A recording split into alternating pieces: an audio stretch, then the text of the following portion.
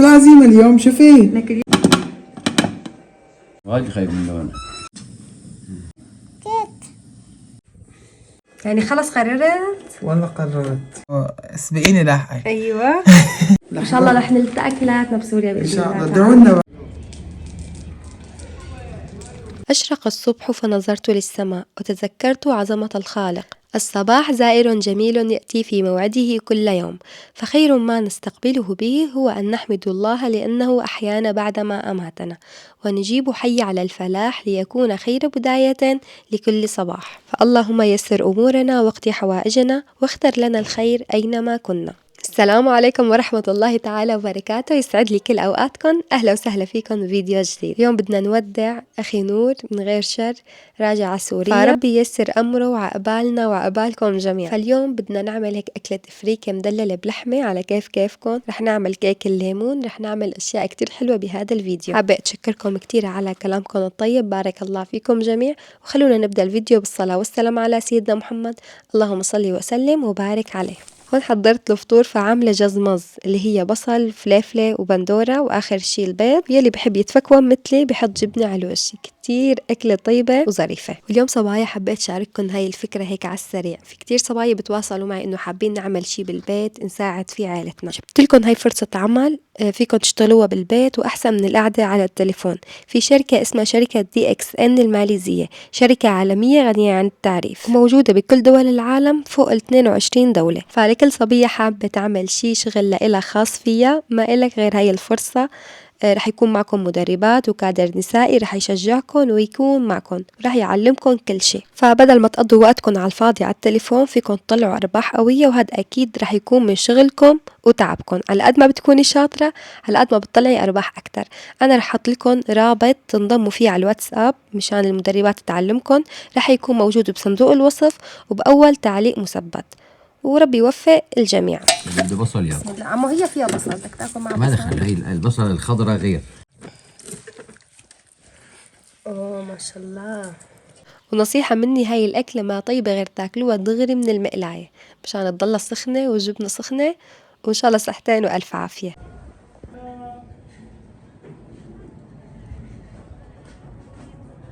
ونبدأ بسم الله على بركة الله بطبخة اليوم. شو محضر لنا اليوم يا أبو نزار؟ شو هالدعم هاد؟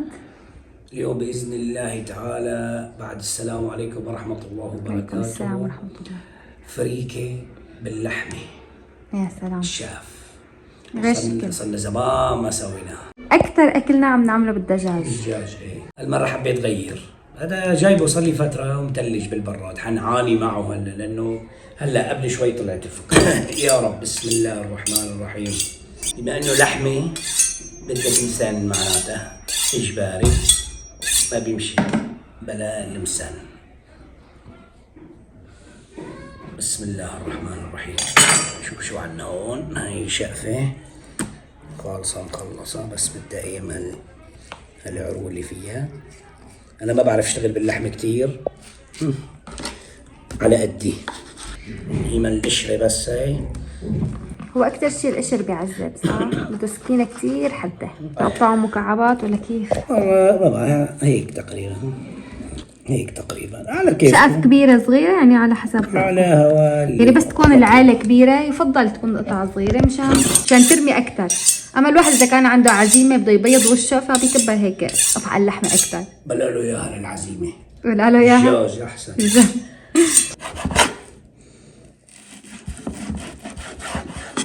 اللي كانت متلجة قاسية شوي تمسك أكثر. تمسك، كانت من أسمت لو طرية. هذا اللي بينزل النسوان بتفكروا دم. ايه. ومرتي منهم طبعا. هذا مو دم، هذا بروتين اللحم. طبعا كمان في قطع لية مشان تطلع الأكلة زكية ودسمة على الكيف يعني. أما أبو نزار قطع اللحمة، أنا رح أشتغل بالفريكة. هاي الفريكة هو نفسه الجريش المحمص. برغل أبيض معي. ليش هيك هاتي برغل أبيض معي؟ فريكة. هاي يمكن مغلطين بالاسم. فأول شي لازم ننقي الفريكة، يعني بتلاقوا بحصة بتلاقوا شي، فلازم ننقيها أفضل، مع إنه هي بتيجي منقاية يعني. هذا اللي بيجي مختوم كثير الأحيان بيجي منقع. المفروض يكون منقع. ايه بس مو مثل الفرط، بس بنعمل لك الآية. الفرط بيطلع فيه بحص رمل اسمنت.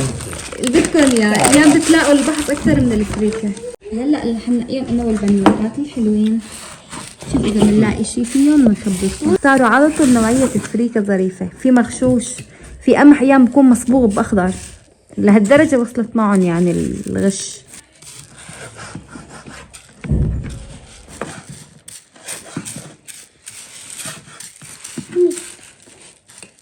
ذكر لما كانوا عنا يجيبوها محمصة تازة، يا أمي ريحتها بتطير العقل، كنت رشلها ملح وآكلها. هيك نية؟ ايه طيبة محمصة تكون تازة. يلا بكفوا هيك.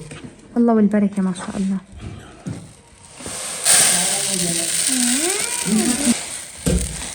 يلا كملوا دوت الآية من لما أنا بلش بطبخ اللحمة. ما شاء الله على هالحبة. يلا بسم الله على بركة الله. رح نبلش بسلق اللحمة. هلا هون بطنجرة أنا حميتها للطنجرة، رح أشتغل بطنجرة الضغط أسرع. ما في طنجرة الضغط، الطنجرة العادية بنفس الطريقة، بس طنجرة الضغط بتوفر علينا وقت. هلا هون بعد ما حميت عنا الطنجرة رح ننزل اللحمة، بدي أقليهم شوي بيعطونا طعم كتير طيب ومرقة أطيب. بسم الله.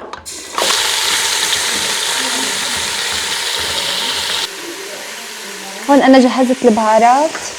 في عندي حبة بصل قطعتها 4 قطع، عندي قرنفل، عندي قرفة، ورق غار، حبة لومي بنثقبها من النص شايفين مشان نفوت النكهة لقلبها. في عنا أكيد كم حبة هيل رح أضيفهم فوق منه. بسم الله. ونسيت خبركم في فلفل حب، يعني المطيبات المتوفرة بالبيت ضيفوا مشان تعطينا طعم طيب بالمرق وما تطلع فيها زنخة. نغسل الفريكة منيح ونطلع منها كل هذا الزوم والوسخ. هلا بعد ما تقلوا على اول وجه رح نقلبهم على الوش الثاني. بسم الله الرحمن الرحيم. بدنا نخلي البهارات والمطيبات تتقلى معهم. شايفين لون اللحمة كيف صار هيك بتيع مشان تنقتل الزفرة والزنخة وكل شيء. هي اطيب طريقة لسلق اللحمة.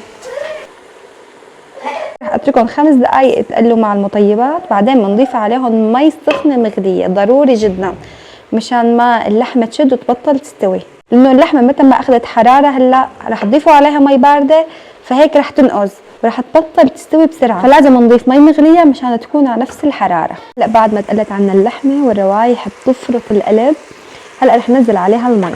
بسم الله.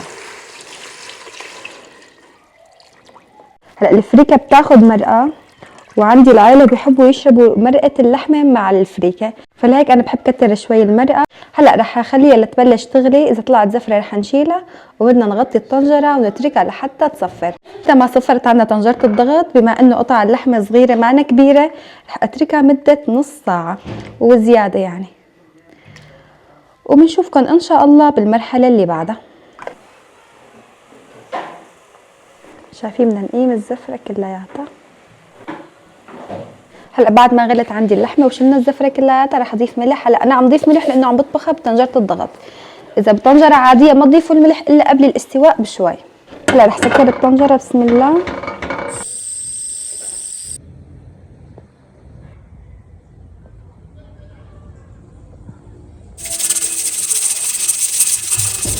سويت عندي اللحمه، هلا رح اتركها لتهدى شوي مشان نشيل الصفاره ونفتح الطنجره. هلا رح نبلش بطبخ الفريكه.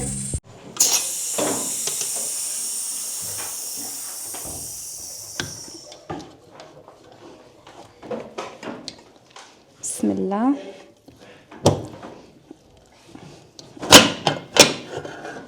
ما شاء الله. شوف اللحمة إذا استوت. يلا هلا لنطبخ الفريكة. رح احط بالطنجرة أول شي معلقة من السمنة، كمان شوي تتقلى الفريكة منيح. بعد ما حميت عندي السمنة، هون أنا صفيت اللحمة. بسم الله. نزلتها هيك لنقليها شوي بالسمنة، تاخد طعم كتير طيب. الله يبارك. هلا هون شي بيرجع لكم، بتحبوا تحطوا لحمة بقلبها، بتحبوا بس اللحمة على الوش، يعني هذا الشي على حسب الرغبة. هلا بعد ما تقلت عندي اللحمة، في عندي هون كيس بازيلا أخضر مفرز غسلته، رح نزله فوق اللحمة. هلا نحن طريقتنا الشامية بنضيف بازاليا، في عالم تاني ما بتضيف بازاليا، بس سبحان الله كتير طيبة مع الفريكة وبتلبق كتير. كمان رح نقليها مع اللحمة. يا سلام ما شاء الله. يمكن أنا هي أول مرة بطبخها على قناتي باللحمة، طابختها كتير بالدجاج. رح رشلهم هلأ رشة ملح مشان البازيلا وكمان رشة فلفل أسود. يا سلام والله اشتهيت الكل. هلأ بعد ما تقلت البازيلا واللحمة عنا رح نقيمهم مشان نقلي الفريكة.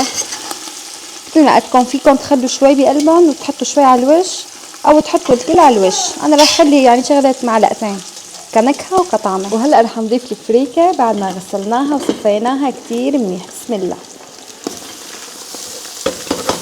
هلأ رح نضيف الملح، ما تنسوا انه ضايفين ملح للمرقة فيعني ما تكتروا كتير. هلأ بقى بدنا نحمص الفريكة مع السمنة واللحمة والبازيلا كتير منيح. بسم الله. بس ما تشدوا عليها زيادة عشان ما تقسى، هي من غير شي ما بتستوي بسهولة. فهلأ بنحمصها شوي عشان تطلع عنا كل حبة فريكة واختها، وبعدين بنضيف المرق. رح ازود شوية زيت نباتي مشان تطلع هيك عم تلمع لمع، المنظر يتكلم عن نفسه ما شاء الله. ما تحمصت عنا الفريكة، شايفين كيف صارت عم تلمع لمع، كل حبات الفريكة تحمصت منيح بالسمنة. هلا شو بدنا نعمل؟ رح ننزل مرق اللحمة، يكون سخن طبعا افضل. بسم الله الرحمن الرحيم. طبعا انا صفيته بنخل ناعم. بسم الله. شايفين يعني غمرة، يعني بحدود هيك عقدة اصبع، اشي فاخر من الاخر. هاي عقولة اخواننا الفلسطينية او الاردنية. هلا انتو هون بهالمرحلة ذوقوا المرقة، شوفوا ناقصة ملح ناقصة شي وضيفوا على كيفكم. والله ولا شي ناقصة، روعة. هلا في كذا طريقة لطبخ الفريكة.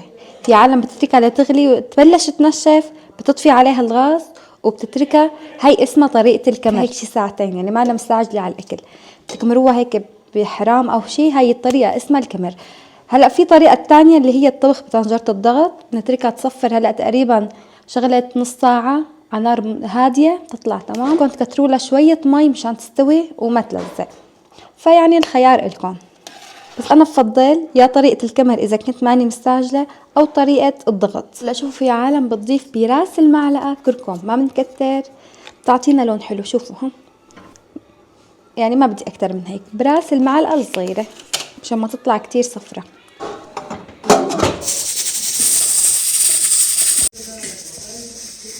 رح نعمل كمان لبن بخيار، يعني هي أكلة أطيب مع اللبن أكتر من السلطة. أكيد ما رح ننسى النعناع اليابس على اللبن بخيار. وهيك اللبن بخيار صار جاهز.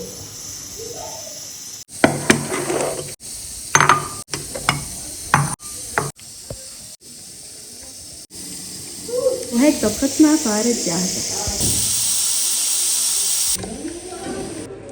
ما شاء الله. أعمل لها تقليبة، شوفوا لي هالمنظر، والله مو شي بشهي، شي ناهي، شي بيطير العقل ما شاء الله.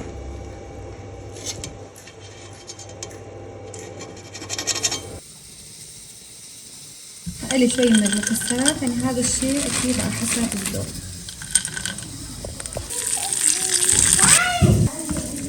عم سخن هلا البازاليا واللحمه، عم سخنهم للبازاليا واللحمه. يلا وهلا وصلنا على اللحظه الحاسمه، عمو راح يساعدنا. يلا تفضل. بسم الله الرحمن الرحيم. يا سلام. يلا بسم الله. هلا رح نزين بالبازاليا واللحمه. خليهم فوق بالنص. يلا. في مرة عملنا إياها معنا. صح، يمكن برمضان يمكن، وعليها دجاج وشوي. يلا تفضلوا. أمانة كل حدا بنفسه يتفضل. شو العزيمة اليوم شفي؟ لك اليوم دعم على الآخر. تفضل. لا حدا يستحي ابدا. زار كاسة لبن عيران إلها. لك ليش معزبي حالي؟ بسم الله أولها وآخرها. اللهم بارك لنا فيما ذكرنا وقنا عذاب النار. صحتين وألف عافية. قلبي شلون أبو نزار؟ حضارة.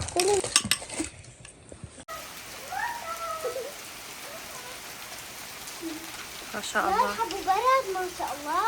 الله يبعث الخير يا رب. حبوا برد.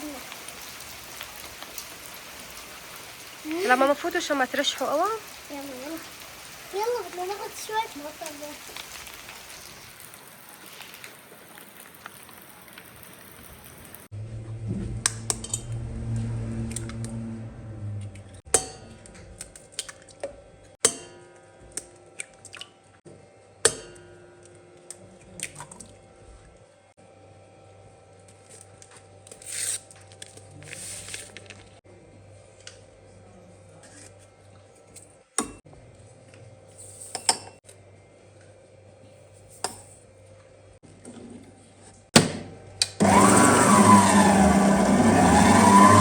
هون بآخر هالسهرة والله كنا مشتهيين على أكلة حلو، فقلت رح أعمل قالب كيك بس بنكهة الليمون، أو عقولة إخواننا اللبنانية حامض، يعني هذا مو برتقال ليمون، خصيصا هلأ الدنيا شتوية والأكتر مقرب، الله يشفينا جميع.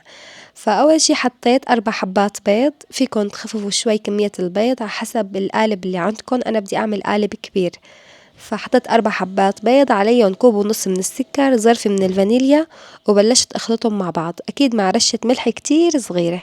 بعد ما انخلطوا عندي شوي رح أضيف عليهم برش ليمون، بس بناخد اللون الأخضر أو الأصفر إذا كان الليمون أصفر، بس ما تغمقوا على اللون الأبيض مشان ما يطلع معكم مر. شوفوا أهم شي لنجاح الكيك هو نخفق البيض مع السكر لحتى يتغير اللون. شايفين كيف صار لونه على بيض؟ هلأ شايفين عندي 3/4 الكوب من الزيت، رح بلش ضيفهم شوي شوي ونخلط لحتى يمتزجوا مع بعض. كمان عندي كوب من الحليب ساخن تقريبا، رح أضيف عليهم معلقة من الزبدة تكون كبيرة، بتعطي طعم كتير طيب مميزة، وفيكن تستغنوا عنها وبس تحطوا زيت، يعني هذا الشيء اختياري. رح اترك الزبدة بس لحتى تذوب مع الحليب، بعدين بضيفها فوق الخليط. وهيك بعد ما صار الخليط سائل جاهز، نتأكد بس انه ما عنا سكر ابدا تحت.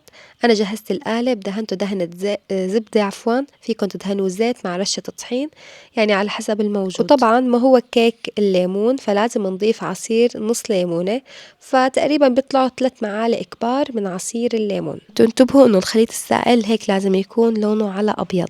هلا رح بلش ادخل عليهم الطحين.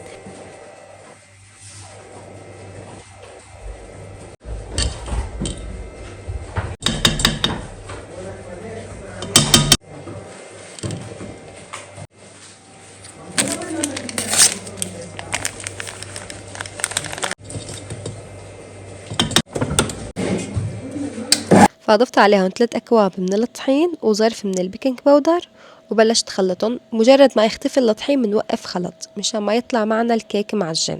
طبعا أنا استخدمت العجانة أسهل لي وأسرع لي، فيكم تستخدموا الخلاط، الخفاءة اليدوية، الكهربائية اللي متوفرة عندكم.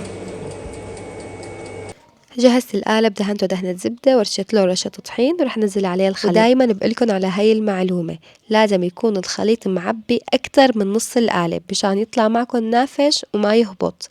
فانتبهوا على هاي المعلومة كتير منيح. إذا كنتوا عم تستخدموا صينية كبيرة صينية صغيرة، لازم يكون أكتر من النص بشوي، يعني بحدود 70% من القالب مشان يطلع معكم مرتفع وما يهبط بقلب الفرن. ومندخله على فرن محمى مسبقا شغال بس من تحت على درجة حرارة 180 لمدة 45 دقيقة من تحت، آخر دقيقتين بنشغل من فوق مشان يتحمر، وبيكون عنا جاهز إن شاء الله.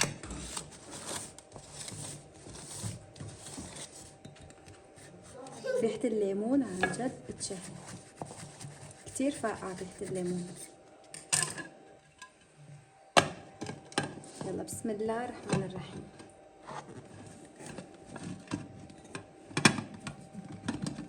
يلا بسم الله الرحمن الرحيم. شو بتقولوا قمحة ولا شعيرة؟ ما شاء الله. هلا فرجيكم نزار شو فرح. هذا الكيك لمين؟ كله إلك؟ طعمينا معك؟ طعميني معك كيك؟ هاد شو اسمه؟ كيك. مين عمل لك ياه؟ ماما. تحبها لماما؟ زدت لي بوسة. أبرني. كيك. طبعا هذا الكيك الليمون بيعملوا له كليز الليمون، بس انا ما حبيت ابدا لانه بده كتير سكر، يعني بحدود الكوب سكر بودرة عليهم 1/4 كوب من عصير الليمون مع شوية حليب، فبكون كمية السكر فيه كتير كبيرة. فانا حبيت انه ناكله هيك سادة مع فنجان قهوة مع فنجان شاي، اطيب شي. تفضل مزارو. وهي عمو عم يجهز لنا القهوة. ان شاء الله صحة وهنا. انتبه للطف بس، طفطف على السجادة. وايد خايف من لونه. يا سلام. القهوة من تحديات عمو اليوم غير شكل. يعني خلص قررت؟ والله قررت. ادعوا بس ان شاء الله ييسر امرك يا رب. قبالي هيك ان شاء الله ما اجي انا ونشوفكم كلياتنا مع بعض. انا واختي نورة ونور كلياتنا مع بعض يا رب. فهلا نور عم يفك اغراضه ومتيسر باذن الله في الصباح الباكر. شوفي لي هالاكله لك اختي، هي صراحه يعني صراحه بعملوا معها كذا. هي عبارة عن شو هات اول شيء حطيت مرتديلا تخبيصه يعني. ايه. قليت المرتديلا اخر الليل. اخر الليل الساعه هلا 2 ليليا. الليله شو ليليا. المهم حطيت مرتديلا. هلا هو انا اول لا هلا انا بشط لك اياها. حطيت مرتديلا. بعدين حطيت جبنه هي شو قلتي لي هي المطبوخه. جبنه متصفره مطبوخه. وقليتهم شوي معها هيك عشان تستهديك بتطول. وحطيت اخر شيء هي الجبنه فوق منها. ورشيت بابريكا. وما بعرف شو الطعمه يعني انا صراحه ما دايقه. بس شو هالخبزه هاي؟ هيك مشان انه سبقيني لاحقي. ايوه. هي اخر عشوه ارجيني يا لطيف يا لطيف. ايش هي اكله العزابيه؟ شلون هي شنو؟ طلعت بدق لك لنشوف على هالتخبيصه هي. عن جد شيء خطير. عن جد شيء خطير. عن جد دوقي لها. انا ما كثير بحب المرتديلا بس حندوق. طيب ذكيه. والله كانت هون آخر سهرة من غير شر مع أخي بلبنان. وعقبال هيك ما نسهر نحن والعائلة كلياتها بسوريا ونشارككم أجواءنا وأفراحنا يا رب.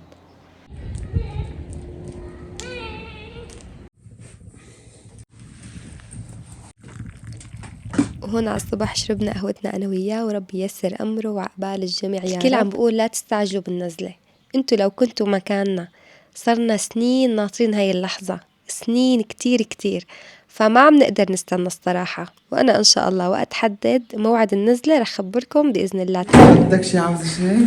إن شاء الله رح نلتقى كلياتنا بسوريا بإذن الله. إن شاء الله ادعوا بس. إن شاء الله الله يحميك وييسر أمرك يا توصل بخير وسلامة. الله يسلمك يا رب. ربي يساعدك.